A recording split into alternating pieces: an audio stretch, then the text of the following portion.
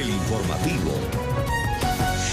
Hola, muy buenas tardes. Bienvenidos a esta actualización de las noticias internacionales en el informativo NTN 24, el canal de las Américas. Ruth del Salto, Carlos Figueroa junto a ustedes. Ruth, buenas tardes. ¿Qué tal? Una buena tarde, Carlos. En este 22 de octubre del 2018, bienvenidos al repaso de las noticias internacionales. Empezamos con los titulares de la jornada de este lunes. Cansados pero en masa, ríos de migrantes centroamericanos continúan avanzando por las carreteras de México rumbo a los Estados Unidos. La Policía Federal poco puede hacer para detenerlos. El presidente de Estados Unidos, Donald Trump, acusó a México de ser incapaz de detener el avance de la caravana de migrantes y además anunció que ha alertado al ejército al tratarse de una alerta nacional. Desde Washington, en minutos los detalles. Drama en el puerto petrolero de Barranca Bermeja. 9 personas murieron tras recibir un fuerte alud de tierra que destruyó sus viviendas. 5 menores y 4 adultos es el saldo trágico de la emergencia. Un abrazo en libertad. Loren Saleh, el ex dirigente estudiantil que pasó 4 años preso en Venezuela, se reencontró en España con su mamá y su novia. Las conmovedoras escenas aquí en NTN 24. Arabia Saudita habría intentado ocultar la muerte del periodista desaparecido en Turquía con un doble, esto según medios estadounidenses. Nuevas imágenes lo muestran saliendo por última vez de su apartamento en Estambul.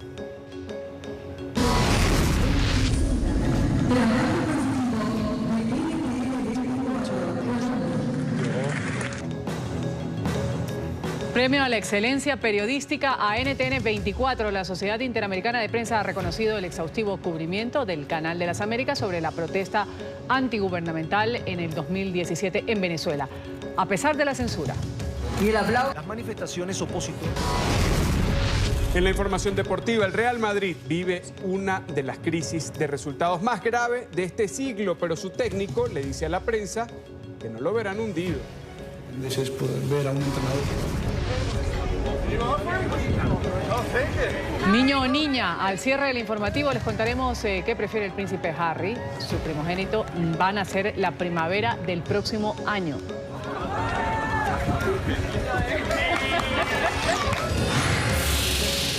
Comienza el informativo con Ruth del Salto y Carlos Figueroa.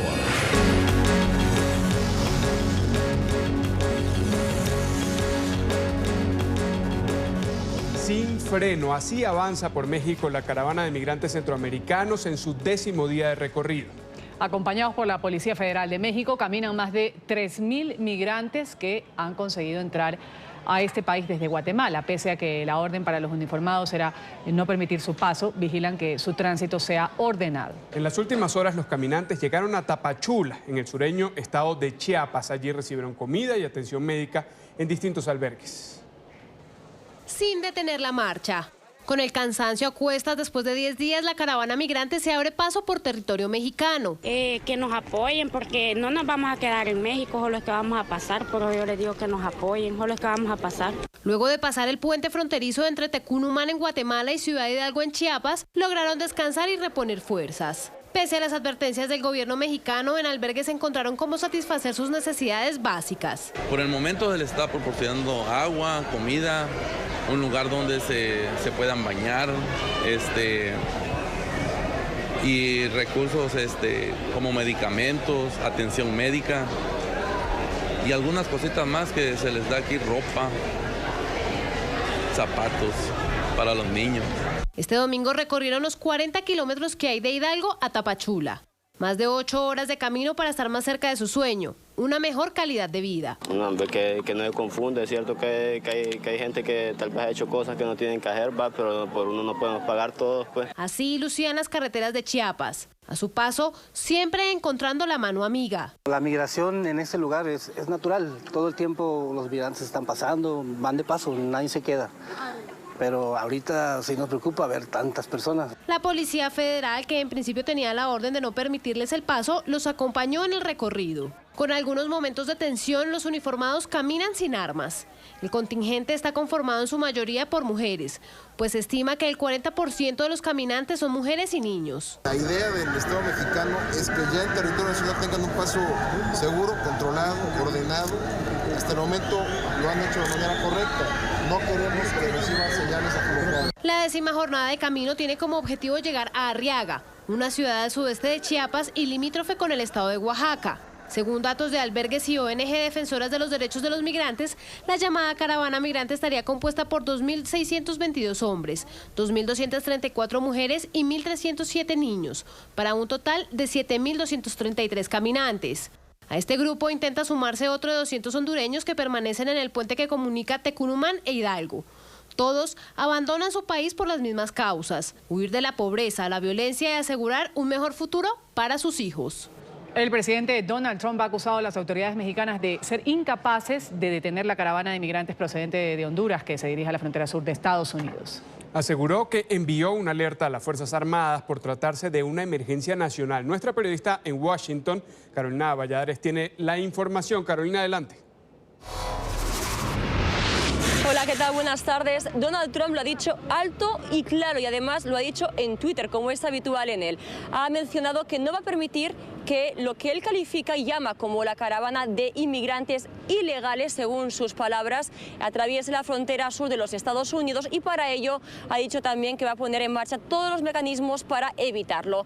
Ha sido esta mañana muy activo en las redes sociales. Ha escrito numerosos tweets a destacar varias cosas. Por ejemplo, ha dicho que va a retirar toda la ayuda y si no bien reducirla a los países de Guatemala, también El Salvador y Honduras, porque según él no han impedido el avance de esta caravana de inmigrantes. También ha dicho que piensa enviar, si es que puede, claro, el ejército a la frontera sur. Y por último, ha buscado culpables.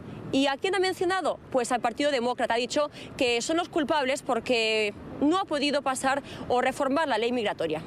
Lamentablemente parece que la policía de México y los militares no pueden detener la caravana rumbo a la frontera sur de los Estados Unidos. Criminales y desconocidos del Medio Oriente están mezclados. He alertado a la frontera y la patrulla y a los militares de que se trata de una emergencia nacional. Hay que cambiar las leyes. Uno de los puntos más polémicos, si cabe, de sus tweets de esta mañana es el que ha mencionado Trump de que quiere militarizar la frontera. Pero esta es una cuestión que levanta muchas dudas. ¿Puede o no el presidente enviar al ejército a la frontera? Nosotros preguntamos a un experto. Hay reglas muy claras bajo el cual un presidente puede usar tropas del servicio activo de las Fuerzas Armadas, especialmente el ejército, a usarlos en temas de control interno. Son muy limitadas y hasta el momento no he visto nada que amerite algo como un desastre natural o una situación de emergencia que requiera que tropas estadounidenses se usen. Y yo creo que habría mucho interés por parte del Pentágono en preservar esas tropas para usos actuales que tenemos en otras guerras en otros lugares. Creo que también los gobernadores de los estados fronterizos tienen su Guardia Nacional que de encontrar una emergencia las usarían primero. Esto no es tema para el gobierno federal, sino un tema ahí ya más que todo local. Hace una semana Donald Trump amenazó a Honduras con recortar los fondos si permitía que la caravana de inmigrantes saliera del país. Este lunes ha amenazado a Honduras, pero también a El Salvador y además a Guatemala. Y ha dicho ya que les va a recortar ayuda, pero falta por saber si el presidente de los Estados Unidos puede dar luz verde a este plan. Pues él tiene mucha flexibilidad en cómo administra los fondos que el Congreso le ha dado. Pero hay que recordar y ponerlo en el contexto de que la mayoría de los fondos que están para usarse en Centroamérica son para hacer cosas que nos convienen como país.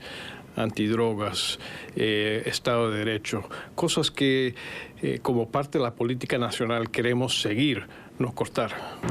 Son, según México, 7.000 los inmigrantes indocumentados que hasta ahora intentan acceder a territorio mexicano, en concreto a Tapachula, ello en el estado de Chiapas, al sur de México. Veremos o no si pueden acceder y también si prosiguen, avanzan ese camino, esa caravana avanza hasta los Estados Unidos. Desde Washington, Carolina Valladares, ustedes sigan con más en el Centro Internacional de Noticias. Adelante. Gracias, Carolina, por ese reporte desde la capital estadounidense. La Organización de Naciones Unidas ha hecho un llamado a los líderes de América del Norte y Central para que trabajen en conjunto en la gestión de esta caravana de inmigrantes hondureños que está en camino hacia Estados Unidos.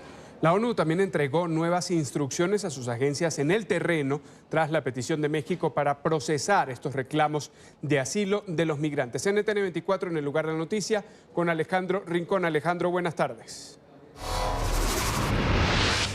Hola, buenas tardes. La Secretaría General de la ONU ha entregado hace minutos nuevas declaraciones a propósito de la forma como el organismo internacional está ahora mismo apoyando a las autoridades de México en la gestión y sobre todo en la atención de la caravana de migrantes hondureños que está ahora mismo en trayecto por su territorio nacional con destino hacia los Estados Unidos. Esas declaraciones entregadas por la Secretaría hacen referencia en particular a los últimos esfuerzos adelantados en las últimas horas por el secretario general de la ONU, también en coordinación con varias de sus agencias. El secretario general ha estado en contacto con diferentes líderes durante el fin de semana y él ha estado señalando la necesidad de que esos líderes trabajen con organizaciones como la Organización Internacional para las Migraciones y ACNUR. Él cree que esta situación tiene que atenderse según la ley internacional y con respeto para el derecho de los países a manejar sus propias fronteras. Los países tienen que cooperar para arreglar esta situación. Tanto la OIM y la ACNUR están realizando actividades en México.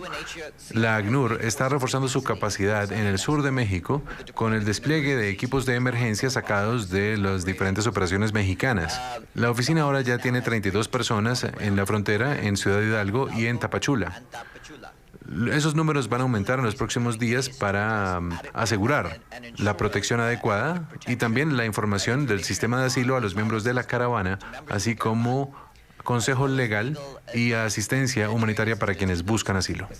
De esas declaraciones es clave destacar que en las próximas horas la ONU prevé reforzar el personal que tiene ahora mismo en terreno. Recuerden que la acción directa que tiene ahora mismo la ONU en territorio mexicano responde al pedido que el ministro de Relaciones Exteriores mexicano Luis Videgaray hacía la semana pasada a este organismo internacional con el objetivo de que se procesen las peticiones de asilo que tengan los migrantes en territorio mexicano.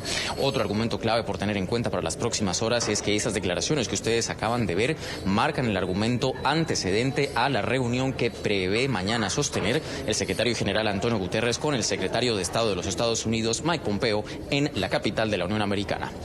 Es todo lo que tenemos para ustedes por ahora. Continúen con más en el informativo.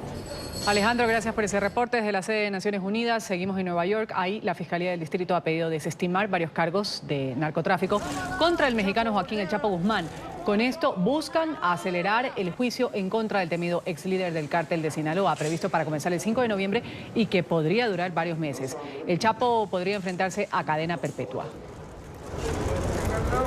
En Costa Rica, 5 personas murieron cuando participaban de una actividad de canotaje. La balsa en la que se desplazaban volcó en el río Naranjo, un afluente con grandes corrientes y cuyo caudal había aumentado tras las fuertes lluvias que cayeron sobre la región central costarricense.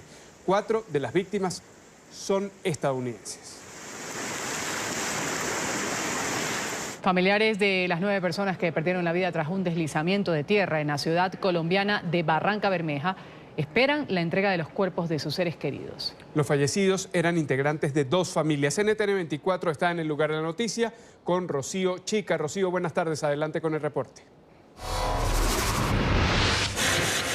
Compañeros de NTN 24, continuamos haciendo compañía a los habitantes de Barranca Bermeja consternados y de luto con esta tragedia, la muerte de 9 de sus ciudadanos, 5 menores de edad y 4 adultos a los que les cayó una luz de tierra encima y sepultó 3 de sus viviendas en este sector conocido como Altos de Bellavista.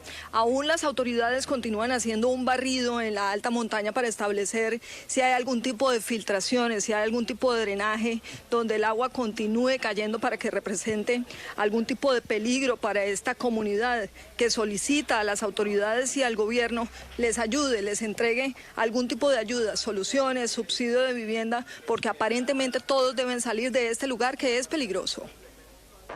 Como una mujer alegre y carismática, así recuerda Liliana a su hermana Marcela Meneses, quien falleció con su esposo y sus 2 pequeños hijos sepultados por la montaña. Marcela era alegre, le gustaba estar fandangueando, era muy abierta con todo el mundo. Manuel Ulloa perdió 5 integrantes de su familia. El día anterior su cuñada Gladys había viajado como de costumbre, lo hacía cada fin de semana. Estaba en el centro trabajando y ya todos los fines de semana venía a ver los hijos y los nietos. En total 9 personas fallecieron. Sus familiares esperan a las afueras de Medicina Legal la entrega de los cuerpos.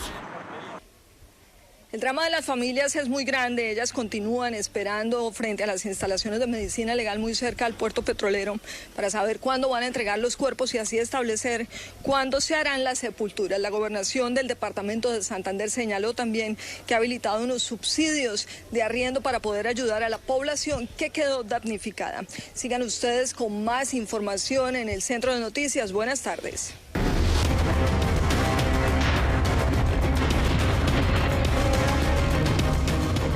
Encuentro en el exilio. El considerado expreso político de Venezuela, Loren Saleh, se ha reencontrado con su madre y su novia en Madrid.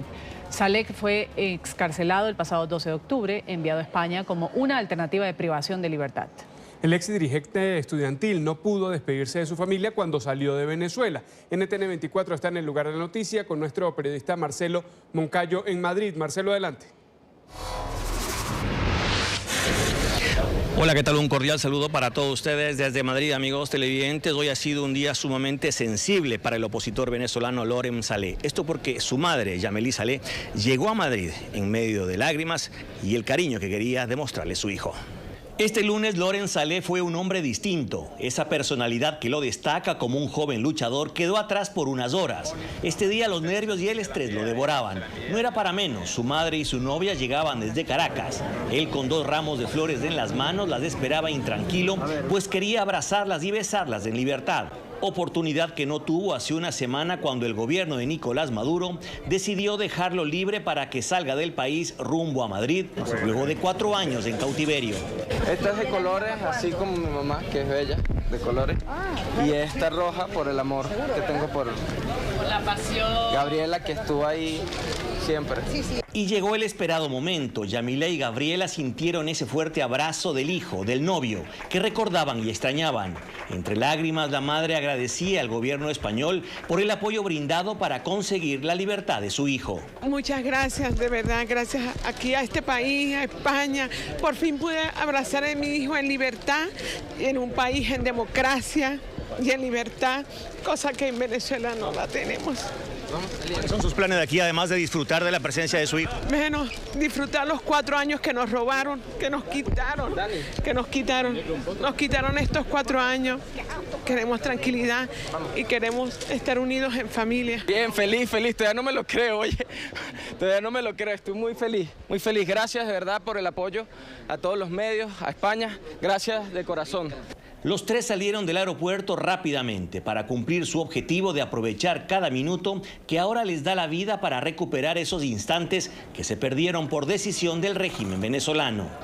Amigos televidentes, y para este martes, Loren Saleh ha asegurado que tendrá una rueda de prensa para informarles a los medios de comunicación de cuáles son sus próximos planes. Este es el informe Marcelo Moncayo, NTN 24, Madrid.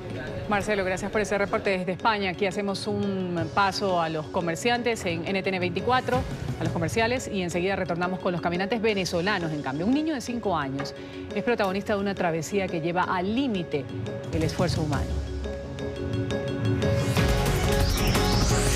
Ya regresamos con el informativo.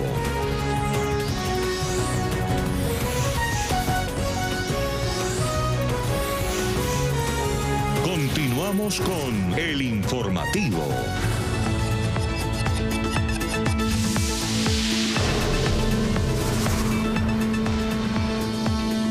Hay alerta en la costa occidental de México. El Centro Nacional de Huracanes de los Estados Unidos informó en las últimas horas que el huracán Willa alcanzó la categoría 5 y es considerado potencialmente catastrófico. El ciclón avanza por el Océano Pacífico con ráfagas de viento de hasta 260 kilómetros por hora. Según las autoridades mexicanas, se van a presentar lluvias y tormentas en los estados de Veracruz, Oaxaca, Puebla, Tamaulipas, Hidalgo, Guerrero y Chiapas. Se prevé que Willa toque tierra esta misma semana.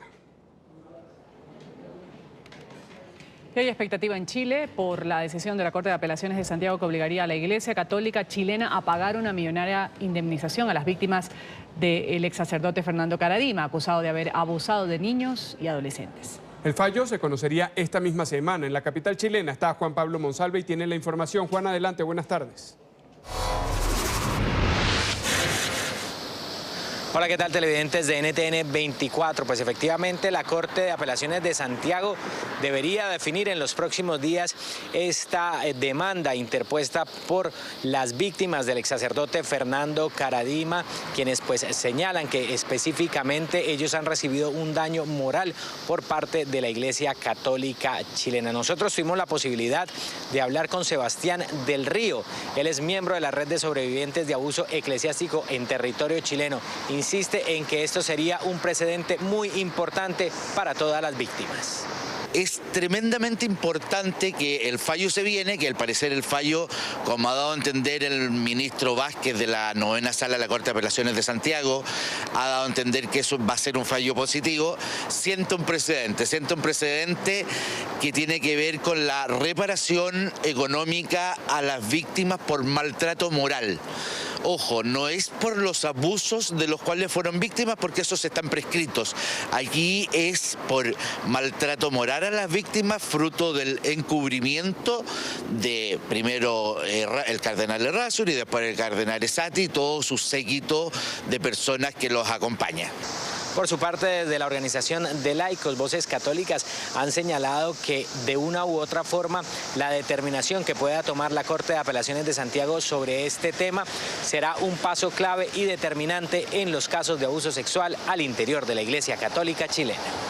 El cardenal Errázuriz insistentemente se ha negado, ha tratado de escabullirse de la responsabilidad que le cabe, y hoy día en Chile nadie tiene duda que él es el gran responsable de esta cultura del abuso, del encubrimiento. Por lo tanto, más allá si hay una condena o no condena de un indemnizatoria por parte de los tribunales de justicia, para nosotros los católicos creemos que sí tiene responsabilidad y que sí les debe a las víctimas, tanto él como el cardenal Esati, una petición de perdón genuina.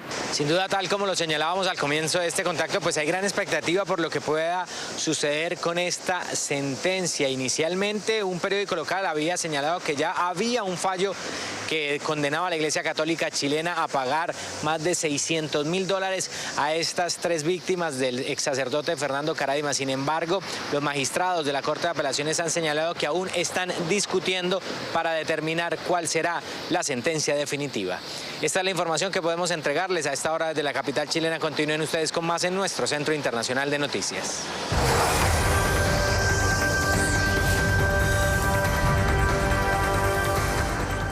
Restan solo 7 días para las elecciones presidenciales en Brasil. Esta semana justamente marca el tramo final de la campaña, la que ha sido calificada como la más polarizada de la historia reciente del gigante sudamericano.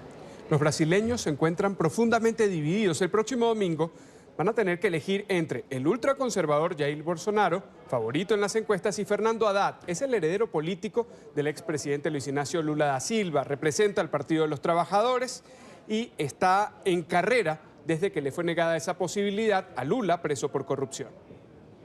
El sentimiento popular también está dividido de cara a las elecciones del próximo domingo.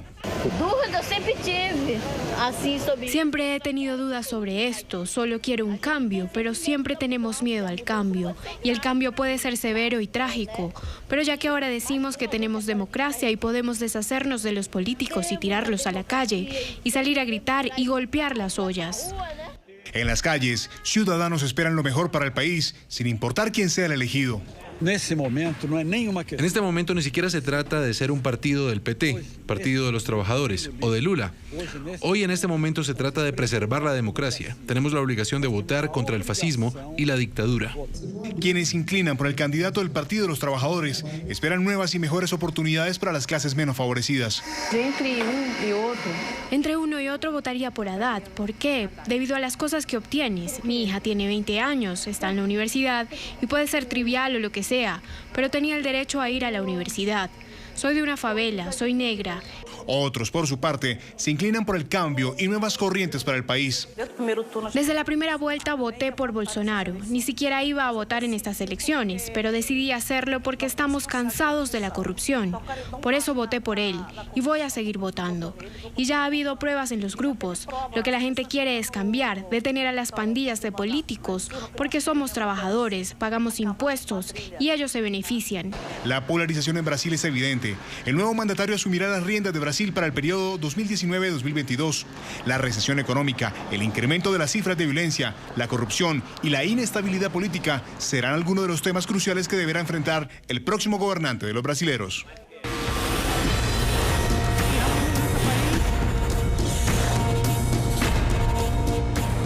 Y sigue el drama de los caminantes venezolanos. NTN 24 hace seguimiento al duro recorrido diario de cientos de ciudadanos que huyen de la crisis bajo el régimen de Maduro y buscan una vida digna fuera de su país. Hoy les vamos a presentar la historia de un pequeño de 5 años. Él no escogió ser caminante, pero esta misma situación no le dejó otra opción. Nuestro enviado especial, la ciudad fronteriza de Cúcuta, en Colombia, Carlos Arturo Albino, tiene el reporte. ¿Qué ha pasado con este niño? Carlos, adelante. Amigos de NTN 24, buenas tardes. Estamos en Cúcuta, norte de Santander. Seguimos acompañando a los caminantes la travesía de los venezolanos. Acá en el norte de Santander hay 7 puestos de atención al migrante de la Cruz Roja colombiana. Allí conocimos la historia de una mujer y su hijo de 5 años. Llevaban 3 días caminando. Van hacia Ecuador. Me duele los pies, los dedos, todo eso. ¿Por qué? Voy tanto caminar. Esto también. Me duele. Es el estremecedor relato de un niño de 5 años. No escogió ser caminante. Está con su mamá. Escapan del hambre en Venezuela. Camino, respiro, me canso. Tengo ganas de beber agua.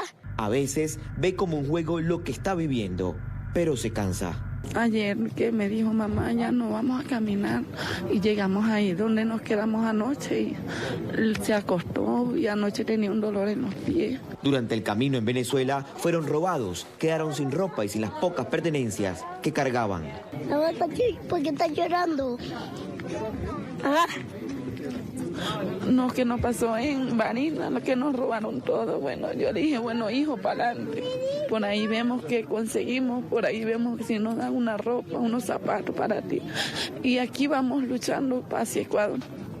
Allí están, descansando en este punto de atención al migrante de la Cruz Roja, donde todos los días llegan caminantes.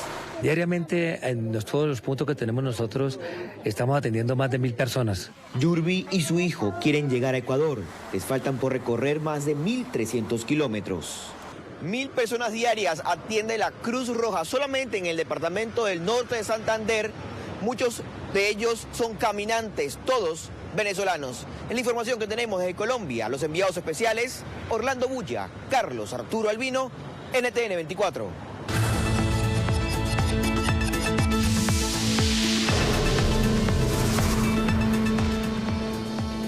Y el Papa Francisco ha recibido en Ciudad del Vaticano al presidente de Colombia, Iván Duque. Durante la reunión, el mandatario y el pontífice han hablado sobre la implementación de los acuerdos con las FARC, también la crisis en Venezuela y la lucha contra la corrupción. Duque también se reunió con el presidente de Italia y a esta hora participa de un encuentro con empresarios en ese país europeo. Vamos en directo a Roma con nuestro enviado especial, Andrés Gil. Andrés, adelante, buenas tardes. Buenas tardes, los saludos desde Ciudad del Vaticano, el sitio que sirvió de escenario para la reunión de esta mañana entre el presidente de Colombia, Iván Duque, quien llegó ayer a Roma, y el Papa, su santidad el Papa Francisco, quien lo recibió en audiencia privada durante 28 minutos en su biblioteca, en la Biblioteca Vaticana, aquí en el Palacio Apostólico, muy cerca de donde nos encontramos en esta cobertura especial de NTN 24 y de Noticias RCN. En 28 minutos de reunión, el Papa Francisco y el presidente Duque hablaron principalmente de la crisis migratoria venezolana. venezolana, de esas dificultades que están atravesando miles y millones de venezolanos que andan en este momento en éxodo por Colombia, por Perú, por Chile, por Ecuador, en fin, y que necesitan ayuda de la comunidad internacional. El Papa Francisco, en su condición de latinoamericano, está muy de cerca siguiendo esa problemática. El presidente Duque le expresó que Colombia no ha cerrado las puertas a los venezolanos, que la actitud de Colombia ha sido una actitud humanitaria, la actitud de su gobierno ha sido una actitud hospitalaria para tratar de darles ayuda y para tratar de darles atención a los venezolanos. El presidente Duque aprovechará esta gira por Europa para pedir más ayuda internacional, por ejemplo, la ayuda del Vaticano, la ayuda de la Unión Europea, para poder atender de mayor y de mejor manera a los venezolanos. Estas, las palabras, un resumen de las palabras del presidente Duque luego de reunirse con su santidad el Papa Francisco. El presidente Iván Duque fue recibido por la Guardia Pontificia en la Santa Sede. Ya en la Biblioteca Vaticana se dio el encuentro con el Papa Francisco. El pontífice entregó al mandatario un mensaje para seguir trabajando en la unidad del pueblo colombiano. Por seguir invitando a los colombianos a concentrarnos en las cosas que nos unen y no dejar que se ahonden las cosas que nos dividen. Además respaldó el proceso de reconciliación que se adelanta en Colombia. Un proceso de reconciliación con el pueblo colombiano sobre los principios de verdad, justicia, reparación y no repetición. Y aplaudió los esfuerzos para ayudar a millones de venezolanos. Para que nosotros sigamos haciendo esa política fraterna de recibir a los hermanos venezolanos en nuestro país. El mandatario también se refirió a la propuesta de su propio partido de ampliar su periodo presidencial. Aquí fuimos elegidos por 4 años y vamos a gobernar a Colombia por 4 años. Durante su encuentro con el secretario de Estado del Vaticano, Pietro Parolin, el presidente Iván Duque dejó claro que el avance en el diálogo con el ELN depende de la liberación de los secuestrados.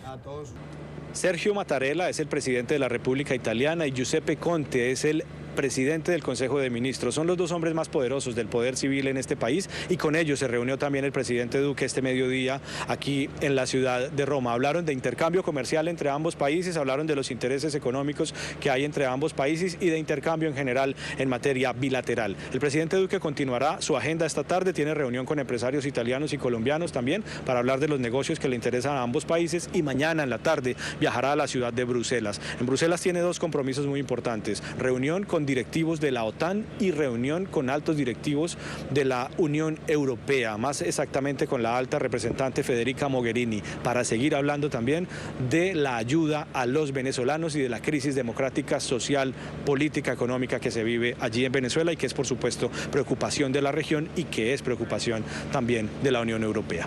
Despedimos por ahora esta cobertura especial de NTN 24 y de Noticias RCN de Ciudad de Vaticano. La cámara es de Ricardo Abella. Les deseo muy buenas tardes. Una buena tarde también para Andrés Gil y su cobertura en Ciudad del Vaticano. Vamos aquí a un corte comercial, enseguida retornamos con más, con las imágenes de este descarrilamiento de un tren en Taiwán. Al volver no se pierdan los testimonios de los sobrevivientes. Continuamos con El Informativo.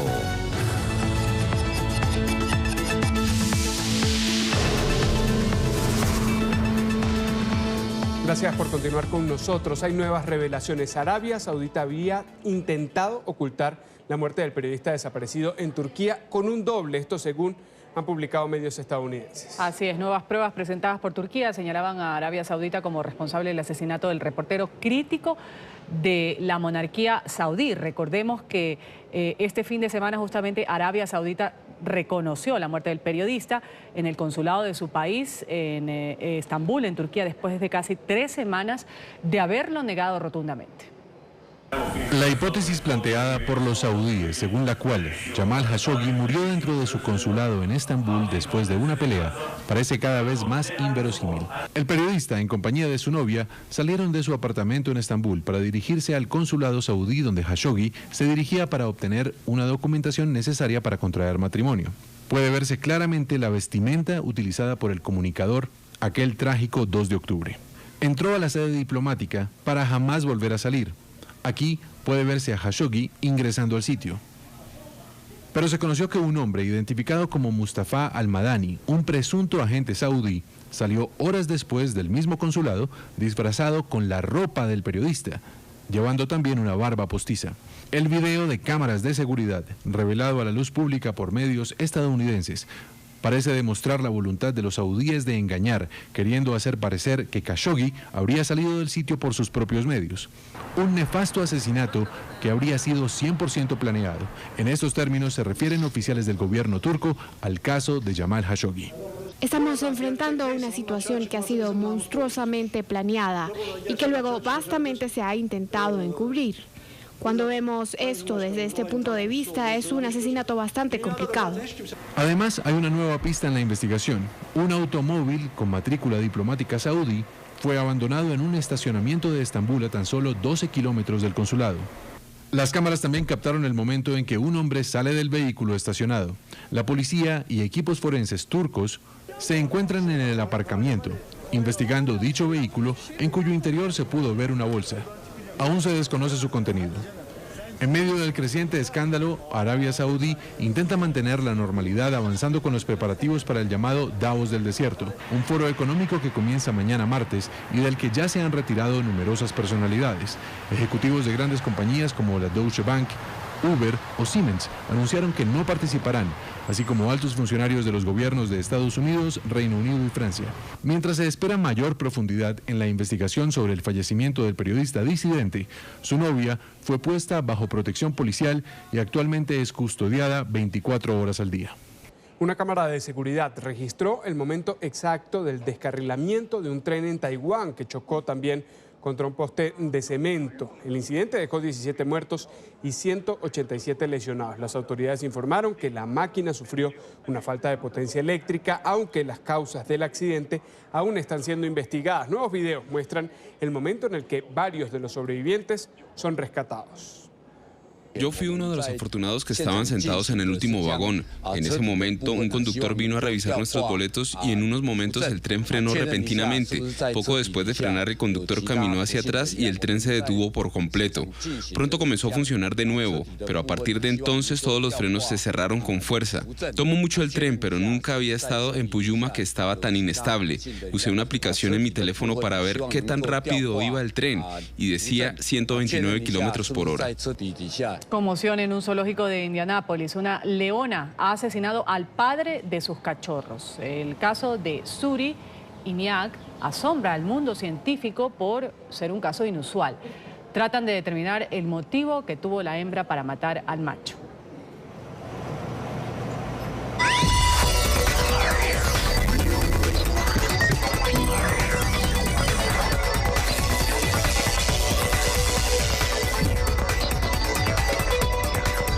Ciencia, salud y tecnología. Ha llegado el momento de revisar estas noticias en el informativo de NTN 24. Saludamos ya a Shadia Rujana, quien tiene la información en CCT. Una buena tarde, Shadia.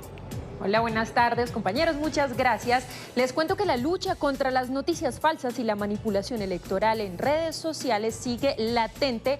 Por eso la mayor red social del mundo, Facebook, presentó una sala de situación con la que busca eliminar y atacar de frente estos sucesos de cara a la segunda vuelta de los comicios de Brasil y las próximas legislativas en Estados Unidos.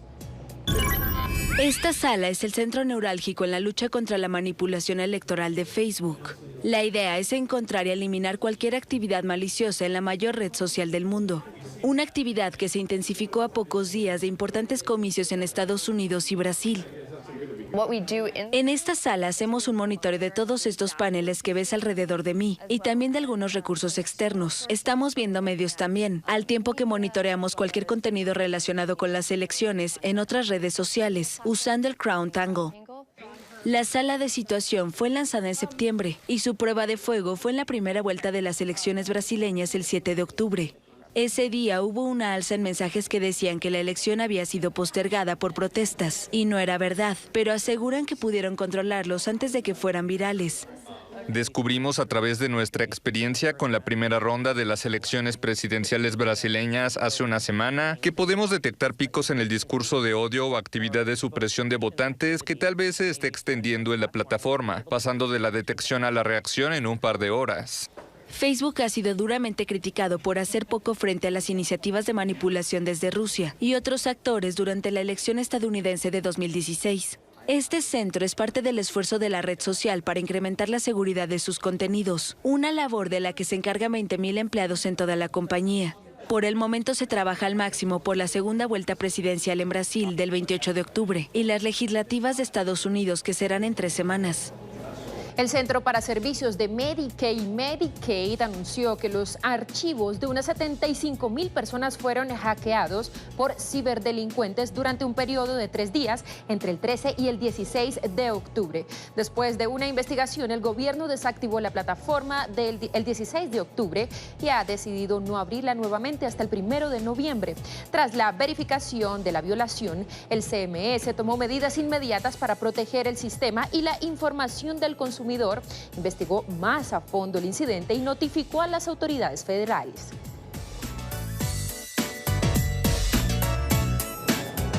Este fue nuestro repaso por las noticias más importantes en tecnología. Carlos, sigue tú con más.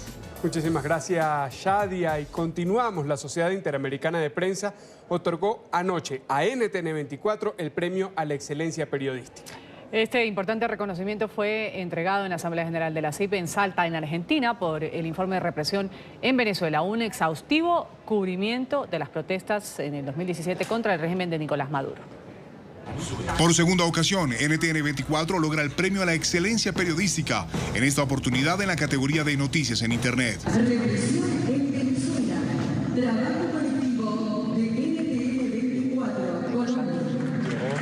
El trabajo Represión en Venezuela denunció las violaciones a los derechos humanos que sufrieron en carne propia cientos de manifestantes por parte de los cuerpos de seguridad del Estado y grupos paramilitares afines al gobierno de Nicolás Maduro durante las protestas antigubernamentales de 2017. La represión en Venezuela dejó durante 4 meses un saldo trágico de al menos 112 muertos, más de 4.000 personas detenidas y miles de heridos. De las principales ciudades del país para protestar contra el gobierno de Nicolás Maduro. Los manifestantes que alzaron su voz en medio de la crisis económica y social del país sufrieron las consecuencias del brazo represor del Estado. El premio a la excelencia periodística de la CIP fue otorgado por el buen uso de Internet. Asimismo, por haber logrado a través de la página web de NTN 24 registrar con precisión las protestas estudiantiles, las medidas represivas en Venezuela y cómo, a pesar de la censura, el equipo de trabajo logró mantener informada a su audiencia con videos detallados de lo que pasaba día a día durante las manifestaciones en todo el país. En 2016, NTN 24 ya había sido galardonado por la CIP, reconocido por la cobertura multimedia titulada Las Voces del 12F, un cubrimiento especial sobre protestas opositoras en Venezuela en 2014. El premio entregado en el Teatro Provincial de Salta, en Argentina, fue recibido por la directora de noticias RCN y de NTN 24, Claudia Gurizati, y la directora de contenido de NTN 24, Idania Chirinos. Un reconocimiento que nos honra y nos impulsa a seguir trabajando por nuestra audiencia. Vamos así a la última pausa en este informativo. En minutos tendremos los deportes y esa aguda crisis. En el Real Madrid, su técnico dijo a la prensa que no lo van a ver hundido. Ya regresamos con el informativo.